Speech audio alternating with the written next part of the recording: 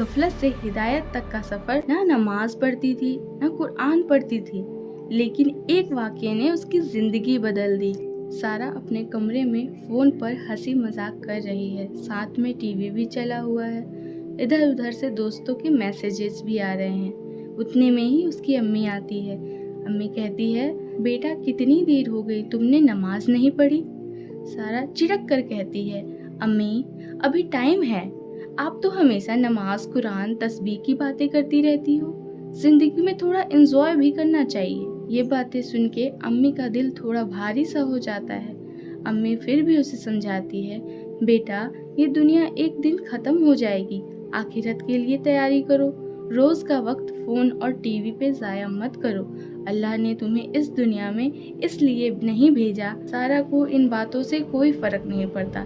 सारा बेपरवाह जैसे अम्मी की बातों को इग्नोर कर देती है। वो अम्मी से कहती है, अम्मी आपको समझ नहीं आता, मेरे फ्रेंड्स, मेरी लाइफ, यही सब तो ज़रूरी है, बाकी चीज़ें बाद में देखी जाएंगी। रात का वक्त हो रहा था। सारा फ़ोन यूज़ करते करते देर रात तक जागी रहती है। अम्मी तहज्जुद में उठकर रो रो कर अल्लाह से दुआ करती है।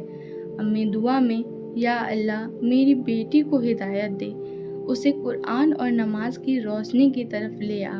अगली सुबह सारा कॉलेज के लिए घर से निकलती है। रास्ते में सारा का एक रोड एक्सीडेंट हो जाता है। सारा ज़्यादा इंजर्ड तो नहीं होती, लेकिन बहुत ज़्यादा शॉक में आ जाती है। जब उसे लोग उठाते हैं तो उसके कानों में सिर्फ एक आवाज़ गूंजती है, हर रूह को मौत का मज़ा चखना है। सारा अंदर ही अंदर सोचती है, अगर आज मैं मर जाती तो मैं तो नमाज भी नहीं पढ़ती, कुरान तो खोलती ही नहीं, मेरी आखिरत का क्या होता। सारा कुछ देर बाद घर वापस आती है और चुपचाप अपने रूम में जाकर बैठ जाती है।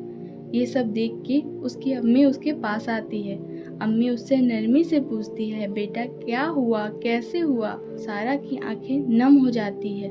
सारा अपनी अम्मी से कहती है, अम्मी आप सही कहती थी, ये दुनिया सिर्फ एक खेल है। अगर अल्लाह मुझे आज जिंदगी ना देता तो मैं अपनी आखिरत को बर्बाद कर जाती। अब मैं बदलना चाहती हूँ अम्मी, मुझे कुरान और नमाज सिखा दीजिए। अम्मी रो रो कर अल्लाह का शुक्र अदा करती है। अल्हम्दुलिल्लाह बेटा, अल्लाह तुम्हें हिदायत देना चाहता है, तुम्हारी ज़िंदगी का असल मकसद अभी शुरू हुआ है। ये सब बातें सुनकर सारा का दिल हल्का होता है। सारा को समझ में आता है कि वो अभी तक क्या कर रही थी, किन गफलतों में अपनी ज़िंदगी गुजार रही थी।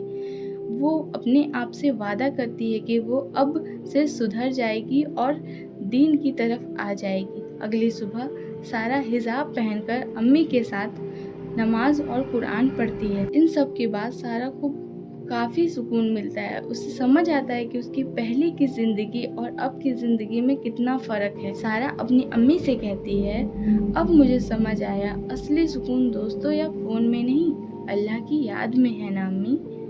दोनों दुआ करते हैं, या अल्लाह हमें इबादत का शौक़ अता कर और आखिरत के लिए तैयार होने की तौफीक दे। दुनिया सिर्फ एक खेल है, असल ज़िंदगी आखिरत में है।